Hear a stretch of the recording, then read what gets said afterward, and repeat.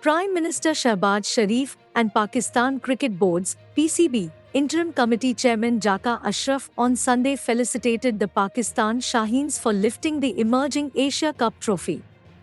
Taking to Twitter, the Premier said, "Yet another exciting news from the sports arena. This time it is our young cricketing heroes who downed India to win the crown of emerging Asia Cup. This just goes to show how passionate and resolute our youths are.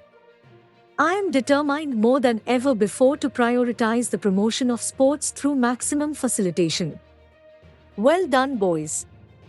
Keep the flag high," PM Shehbaz maintained. This victory is a testament to the immense talent and dedication of our young cricketers.